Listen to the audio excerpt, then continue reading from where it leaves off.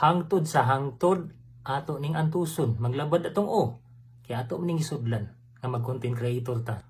Once magsweldo na ka, sayo na lang kaini mo ang pagmugna og content. Kaya ngano, siyempre maning kamot naman ka.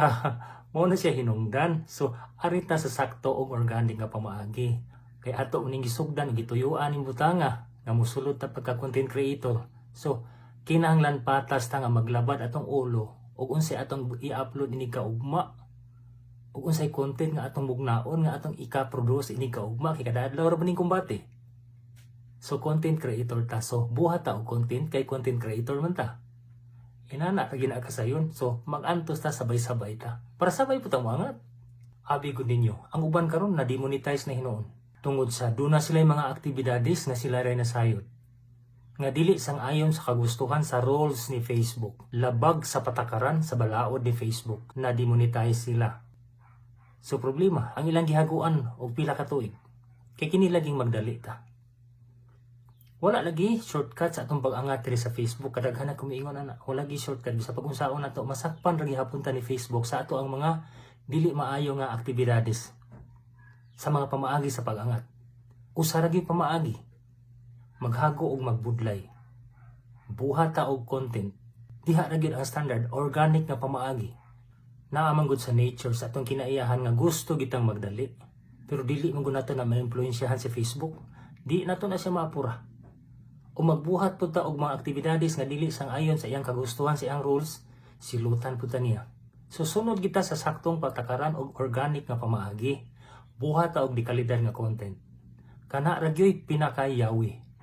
Mas maayo nga dili kita mamasin sa mga aktibidades nga walay kasiguruhan. Kita naoron sila ang uban naghago na, niabot na og tuig ang uban.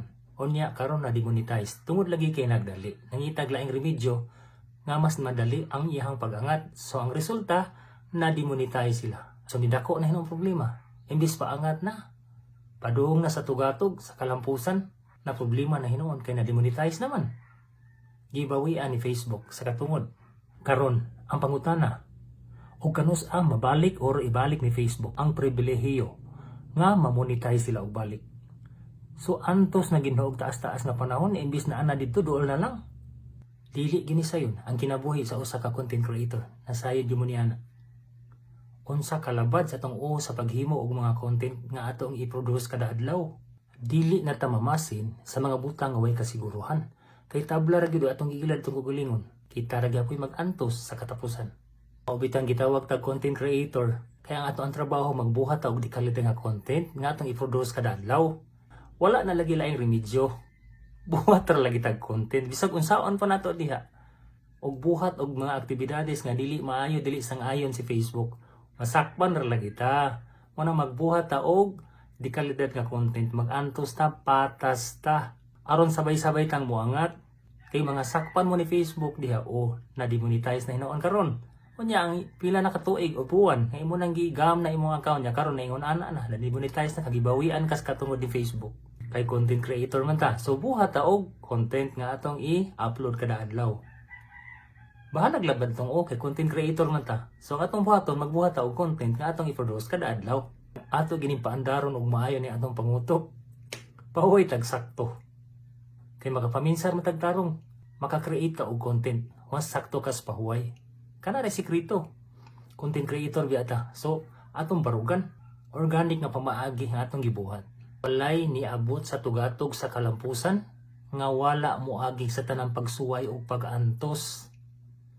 Tanang struggle ato nang pasaanon, usa ta didto maabot sa tugatog sa kalampusan. Walay shortcut nga pamaagi lagi. Tuo lagi nako na. Bitaw, God bless na tong tanan. So mga kalito, atangin ninyo ang akong pag-drop ha. Sa mataon na lang. Tapos magin ninyo kay para na sa inyo ha. Daghang salamat sa tanan.